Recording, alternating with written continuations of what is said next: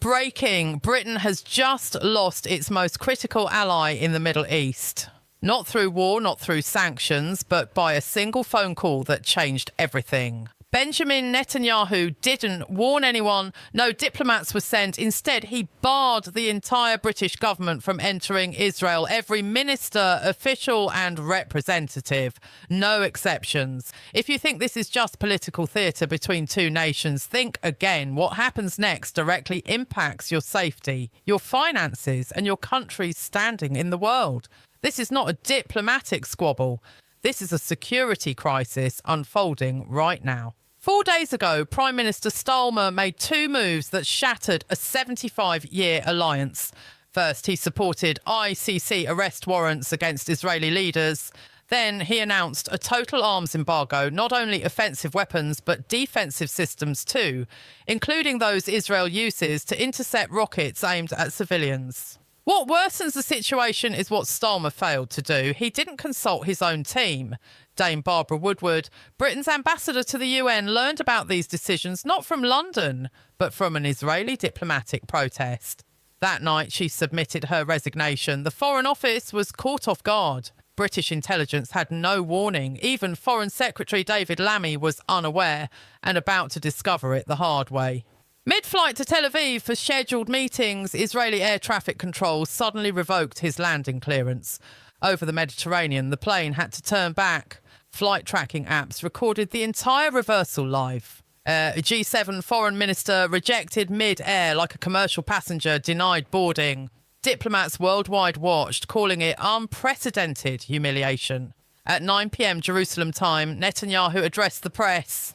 His security cabinet stood behind him. The message was brief but decisive. A nation that abandons its allies in their hour of need should not expect friendship in return. Within 6 hours, Israel suspended all major intelligence sharing agreements with Britain. Programs worth billions and decades in the making. And here's what that means for Britain. In the past 3 years, Israeli intelligence prevented 17 terror attacks on British soil.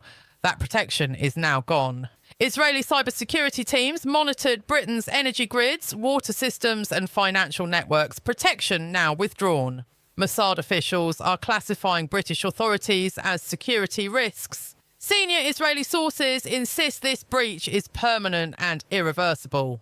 For example, Michael Green's daughter is alive today thanks to Israeli intelligence stopping a kidnapping plot in 2021. That collaboration no longer exists for British families. Former MI6 Chief Sir Alex Younger called it the worst foreign policy blunder since the 1956 Suez Crisis. Lord Robertson, former NATO Secretary-General, said Britain has lost its most valuable intelligence partner in the world's most dangerous region.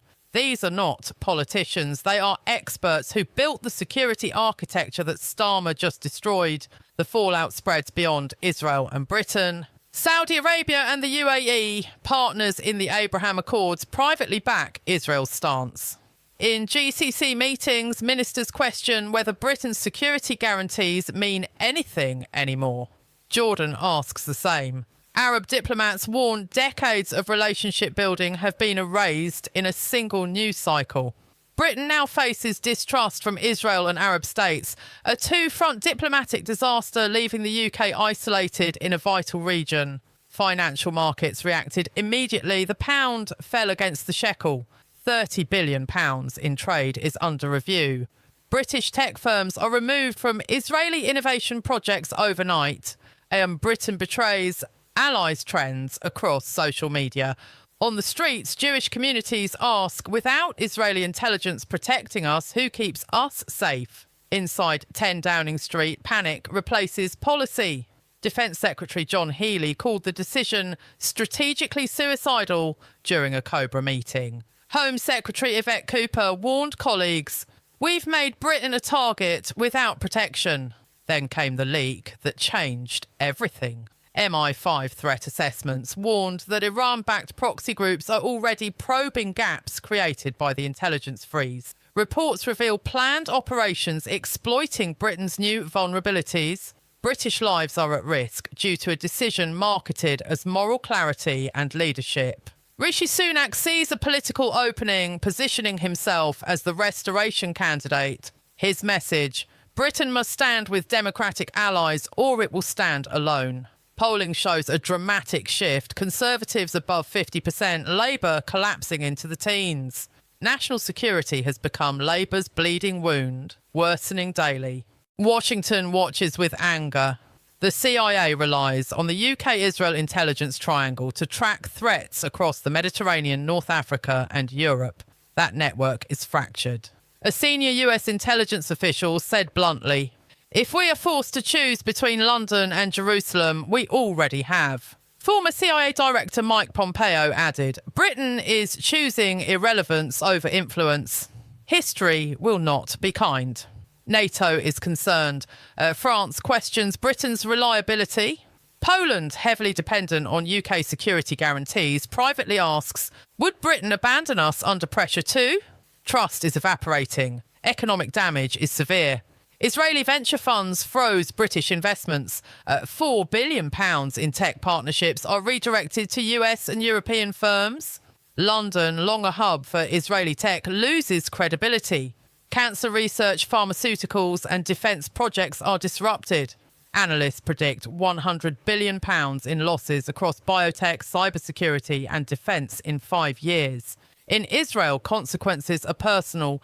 British students expelled from exchanges, labs shut down, journalists denied access. The British embassy in Tel Aviv is frozen out. A senior Israeli diplomat explained this is not retaliation. It's a demonstration of what happens when trust breaks at this level. Without Israeli intelligence, Britain loses the ability to track Iranian nuclear programs, Hezbollah movements, Hamas financing and ISIS cells.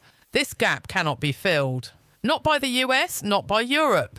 Israel's intelligence was unique, irreplaceable, built on decades of human and technical networks. Britain has voluntarily blinded itself in one of the most dangerous regions on Earth. Defence contractors react. Lockheed Martin reviews Britain's F-35 role. Rafael Defence cancels contracts worth billions. Israeli cybersecurity firms withdraw from UK infrastructure. The message is clear. Britain cannot be trusted with security cooperation. Israel's Iron Dome protects British bases in Cyprus. Israeli naval intelligence monitors commercial shipping through the Strait of Hormuz. Mossad counter-terrorism operations across Europe have saved British lives for decades. Remove this protection and Britain is exposed in ways the public doesn't yet understand. The British Jewish community feels the impact first. Synagogues, schools and security programs scramble without Israeli guidance. Immigration inquiries to Israel and the US spike. The chief rabbi calls an emergency meeting. The government has abandoned us. Europe watches nervously. If Britain bowed to political pressure with Israel, would it do the same with others? Baltic states ask the same. NATO leadership privately questions Britain's commitment. Britain risks standing alone, not by choice, but due to incompetence at the highest level. Can Starmer repair this? Can he reverse an unprecedented expulsion? Can he rebuild trust with a government that has made its position clear? Or has Britain entered years of strategic weakness, cut off from intelligence, influence and trust? The UK government claims channels remain open. Israeli officials say they do not. Between these conflicting statements lies the truth. A Britain smaller, weaker and more isolated than ever in living memory. The most frightening part? The crisis is ongoing. Tomorrow's intelligence briefings may reveal threats Britain can no longer see. In this reality, ignorance is not just costly, it is deadly. This story evolves hour by hour. Stay updated.